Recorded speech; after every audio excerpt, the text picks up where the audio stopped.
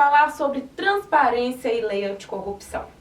E nada melhor do que receber o secretário de Estado de Controle e Transparência do Espírito Santo, Estado referência na área, hoje aqui no IDCT TV News. Edmar, muito obrigada por vir até aqui. É uma grande satisfação estar aqui. O Espírito Santo é modelo na lei anticorrupção. Eu gostaria que você começasse falando um pouco da experiência de vocês, para que seja exemplo para os outros estados. É uma satisfação muito grande ser exemplo numa área importante para o Brasil hoje, né? A lei anticorrupção é uma das pouquíssimas legislações que permitem ao poder público atuar concretamente contra a corrupção, né? Multando empresas com base no seu faturamento bruto anual, impossibilitando que essas empresas forneçam para qualquer município, estado ou para o governo federal, que essas punições valem para todas as esferas de poder. E o Espírito Santo ele tem uma experiência já de 5 anos na aplicação da lei, né? Foi o primeiro estado a punir uma empresa com base na lei anticorrupção, e de lá para cá amadurecemos o nosso entendimento. Mais de 100 empresas foram alvo de investigação, cerca de 82 empresas efetivamente punidas com base na lei anticorrupção, e isso credencia o Estado realmente para compartilhar essas boas práticas, né? É um grupo de auditores efetivos do governo do Estado que fazem um trabalho que é referência, que tem o aval da alta gestão. Isso é importante, né? Se o governador de um Estado ele não chancela essa atuação, ele não regulamenta a lei anticorrupção, ele não dá condições de trabalho, a corrupção nunca vai ser combatida, né?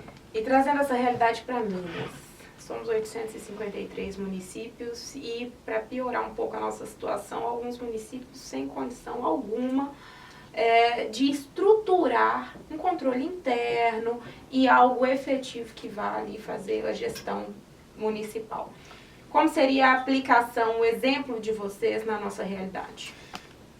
Não existe segredo, né? Existe sentar, se debruçar sobre o problema e buscar as melhores práticas, né? Minas tem essa peculiaridade de ser um país, na verdade, né? França, né? Uma França. Esses mais de 800 municípios.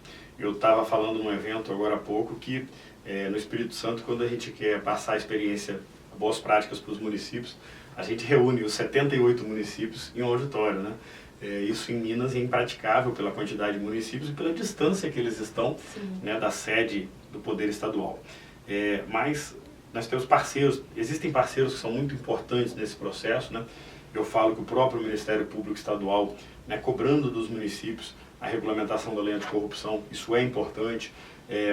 As controladorias estaduais e as secretarias de controle, elas podem muito bem entrar com a prática, como se faz a regulamentação, o que você precisa, o tipo de estruturação para que o controle aconteça. Mas o que você falou é verdade. Muitos municípios não têm estrutura mínima de controle, quanto mais para tocar os processos de apuração de responsabilidade, né? A gente sabe que para punir essas empresas, que são empresas que têm poder político também, são empresas que têm poder econômico, né? É necessário imparcialidade, é necessário ter estrutura interna de organização administrativa, e isso se faz sensibilizando os municípios para a importância dessa regulamentação. Thaís, meu histórico, eu durante 12 anos atuei em uma ONG chamada Transparência Capixaba, que é uma entidade de combate à corrupção, uma entidade civil, né, parceira da Transparência Brasil e da Transparência Internacional. E lá eu aprendi que essas mudanças elas se fazem por meio da sensibilização, por meio de conversar mesmo com a área política, né? E nesses 12 anos de experiência na ONG, eu nunca vi um momento tão apropriado para essas conversas como o que a gente está vivendo. Você pode ver que o poder político, senadores, deputados, os próprios governadores e prefeitos, eles precisam da pauta do combate à corrupção. Eles precisam mostrar para os seus eleitores, para permanecerem na política, que eles estão chefiando, nesse momento, o combate à corrupção. Então, nesse momento, a regulamentação da lei anticorrupção, a abertura das investigações contra empresas envolvidas em corrupção, passa a ser também uma forma de dar resposta ao eleitor que está ávido por mudança, né? Que muitas vezes, nesse momento de radicalismo, o que ele busca, na verdade, é um porto seguro entre um radicalismo de lado A e lado B, mas que entregue para ele, de fato, o combate à corrupção. Então, a lei anticorrupção ela é um cenário muito positivo para isso. Agora, os atores têm que estar postos, né? Os atores, né, que atuam na área de controle de transparência precisam aproveitar esse momento para que a gente faça um crescimento conjunto, né? O cenário muito ruim é quando um Estado cresce sozinho, né? No caso do Espírito Santo, ter uma boa prática de aplicação da lei anticorrupção não nos faz festejar. A gente vai festejar quando os outros estados e os municípios, principalmente, tiverem essa boa prática aplicada.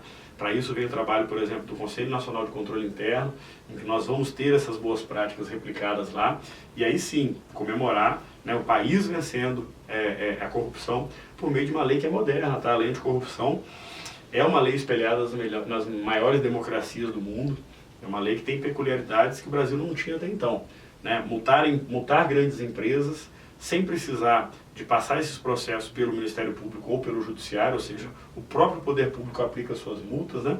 A responsabilidade objetiva, não precisa averiguar se teve dolo, se teve intenção da empresa, basta que o resultado e esse laço causal tenha acontecido. Então isso tudo é muito representativo, né? As multas são altíssimas. Então está colocado o cenário para que a gente consiga realmente melhorar as compras públicas, entregar mais para a população, porque o pano de fundo é o quê? É fazer com que as políticas públicas aconteçam, fazer com que o resultado para o cidadão que está pegando ônibus, né, para o cidadão que está no hospital precisando de um tratamento, para o cidadão que está precisando colocar o filho numa escola, para que tenha um ensino integral, por exemplo, né? E esse estado de bem-estar, um estado que é mais presente na vida das pessoas, ele só vai acontecer efetivamente quando? Quando o controle tiver uma contribuição de entrega da política pública. E é isso que a gente busca. Maravilha. E se nós formos assim, é possível, na verdade, enumerar essa sensibilização por parte do gestor? Como ele pode difundir isso nos municípios mineiros para que as empresas se conscientizem dessa situação da lei anticorrupção? Existem vários atores nesse cenário, né? O município é um, né? As câmaras de vereadores são outras, né? Porque essa tarefa de cobrar também os gestores municipais para que eles regulamentem a lei anticorrupção, uma tarefa que é do vereador também, é uma pauta positiva para ele, né? Outros parceiros são os próprios fornecedores, né?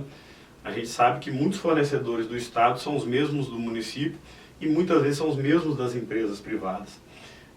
Então, eu tive uma surpresa positiva no evento que eu participei em Belo Horizonte hoje, em que uma grande empresa falou comigo, falou, queria te dizer que uma punição que vocês aplicaram a uma empresa no Espírito Santo, a gente usou para descadastrar um fornecedor grande, que era o fornecedor da nossa empresa. Eu falei, legal, e como que isso aconteceu? Ele, não, a gente leu a punição que vocês aplicaram e viu que realmente ela fazia sentido. E a gente não quer esse fornecedor aqui.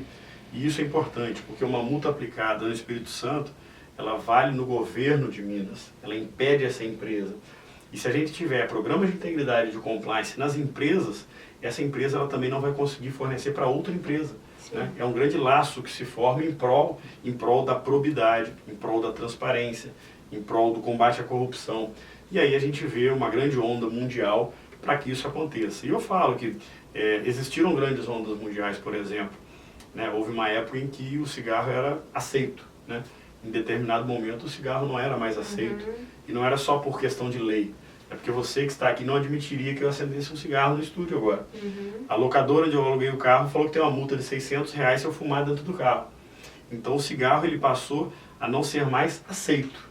E com essa grande onda mundial hoje de gestores probos, de combate à corrupção e de transparência, é muito possível que um prefeito condenado por corrupção ele não consiga mais se candidatar, independente ou não de ter a lei da ficha limpa, né? Eu falo que o objetivo é um dia não precisar da ficha limpa. Um dia em que o eleitor, ele olhe para o portfólio de candidatos e fale assim, eu não quero ficha suja, né? E não que a lei tenha que falar isso para ele. E aí, nessa esteira, a lei anticorrupção é uma boa surpresa que a gente teve, de ver o Congresso aprovar há 6 anos. Agora, tem que usar, tem que colocar em prática. Sim. E aí, nunca se falou tanto em compliance, em integridade, talvez até mesmo pelo nosso cenário de enfrentamento nessas últimas operações. Compliance e integridade, na verdade, sempre existiu, mas agora é mais falado do que anteriormente. É possível e será que a gente consegue conscientizar a gestão pública, ainda que eu esteja viva ou você? É um passo de formiguinha ou você acha que está mais próximo do que a gente imagina? Temos bons motivos, né? Eu diria que há 20 anos a gente não tinha o quê? Não tinha a lei da ficha limpa, que já tirou milhares de políticos de circulação. Não tinha lei de combate à corrupção empresarial, que aplica multa sobre faturamento bruto anual e tira essas empresas do mercado. A gente não tinha lei de acesso à informação. Então, o cidadão que queria uma informação, ou ele ia lá chorar por ela e talvez não conseguiria, ou não poderia ter outro caminho, né? E várias outras leis. A lei de compra de votos. Então, o Brasil ele vem adotando uma quantidade boa de legislações que o mundo que a gente fala mais maduro ou democraticamente mais evoluído tem adotado, né? Então, isso aí é um alento muito grande. Pois é, leis, leis, leis. Mas você acha que, de fato, porque no Espírito Santo a gente está vendo que está funcionando. E você mesmo disse aqui que quer que seja modelo no país, e eu acho que todos nós esperamos é justamente isso. Mas esse excesso de controle e falta de atos que sejam de sensibilização mesmo ainda não é um processo complexo no nosso país? Processo complexo. Olha, adoro o Espírito Santo, é meu estado, falo bem dele o quanto precisar.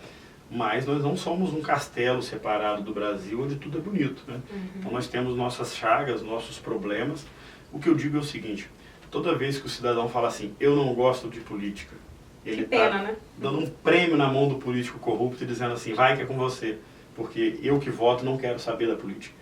E a gente está num momento que exige mais participação. Eu falo que o radicalismo político ele não entrega nada, então quem está radicalizado de um lado ou de outro está errado da mesma forma. Que a gente precisa construir a ponte que vai unir esses dois mundos, que é o que interessa para o eleitor, né? O hospital não vai melhorar porque o lado A radicalizou, a escola não vai entregar mais vagas, então esse radicalismo ele não entrega, né? A gente está no momento do Brasil que é preciso harmonizar, é preciso fazer a entrega. O próprio controle interno tem muitos desafios, né?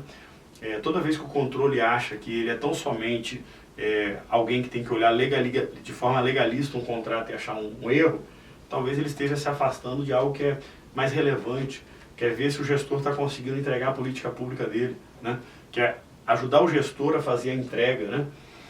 Porque o gestor está na correria para fazer a entrega e, infelizmente, um mandato de 4 anos, o prefeito, por exemplo, ele quer entregar. E aí ele se atropela, ele vai sair dali com o ato dele questionado por alguma instância de controle, ele vai sair dali com o CPF dele envolvido em algum ato questionado, e ele vai sair dali com o não do eleitor na próxima eleição. O controle interno ele tem condição de pegar esse gestor no início do mandato e falar assim, ó, o caminho é esse, esse e esse, já que você quer fazer isso. E aí sim, conseguir ajudar a população a ter o que ela precisa e, principal, caminhar com o gestor, para que esse gestor chegue ao final do mandato dele com o CPF limpo, sem questionamento, não envolvido em atos de corrupção. É claro que sempre vai haver nesse mundo o gestor corrupto, né?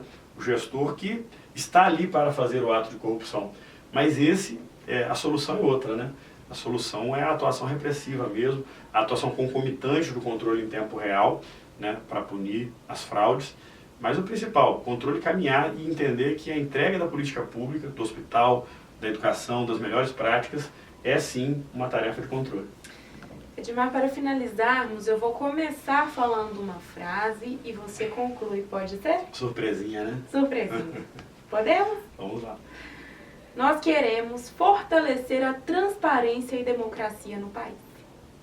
Correto. Para que a gente veja o que é possível construir por meio da política.